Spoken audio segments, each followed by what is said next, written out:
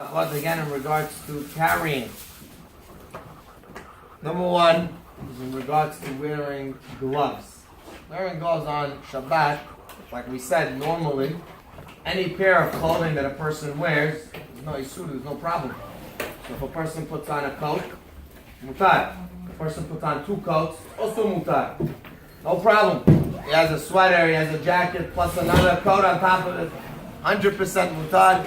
There's no problem of carrying because this is called derech malbush.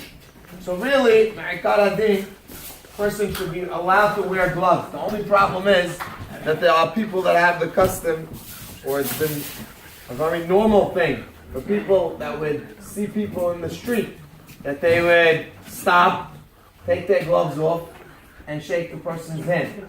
Because it's a little bit too, they want to have hand contact. And therefore, being that that's the case, you have a little problem. That you might end up taking it off, and then you might end up walking with it and carrying it. There's no real problem if a person takes it off and shakes a person's hand because you're not carrying it, because you're in one place. The problem is if you continue walking now you have a problem. So therefore, Hachamim were a little bit concerned, and therefore many opinions tell us that one should try to refrain from wearing gloves.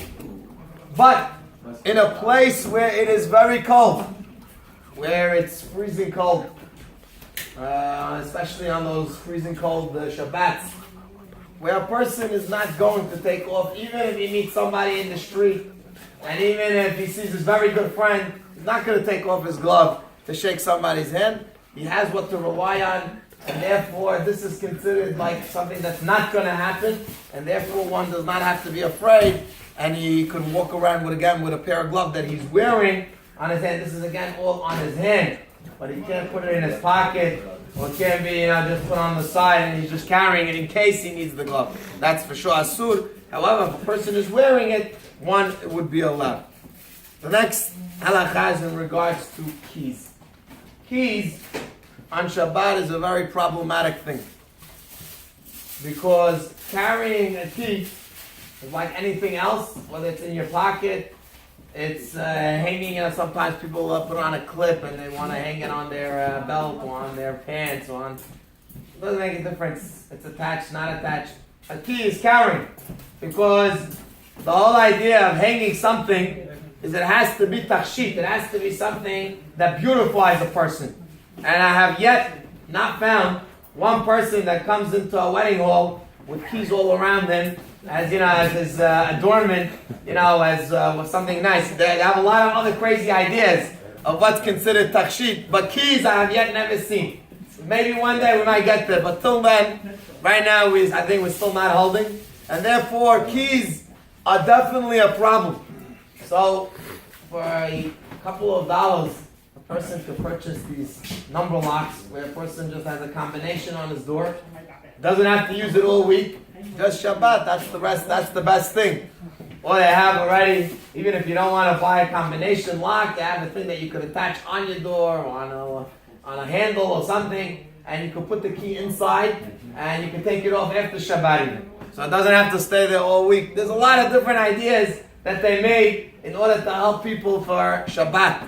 However, if one really wants to use keys, the only option is with the Ashkenazim, they're a little bit more mekel in regards to if you have the key becomes as one of the loops or one of the parts of the belt that they have, that instead of a metal piece that sticks out, that's going to be the clip of the belt, it's going to now be a key. So now the key is actually serving a purpose. It's not just on the belt, just hanging. It's actually a part of the belt. That's what actually holds the belt together.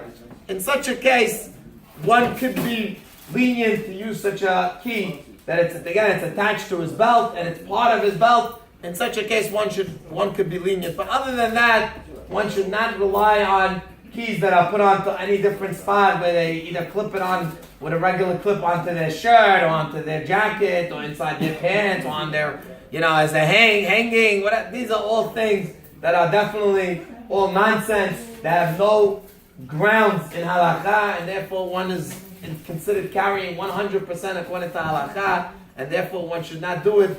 Rather, you should go again either with the belt clip or he should go with the first option, which we said is to get a combination lock for his house.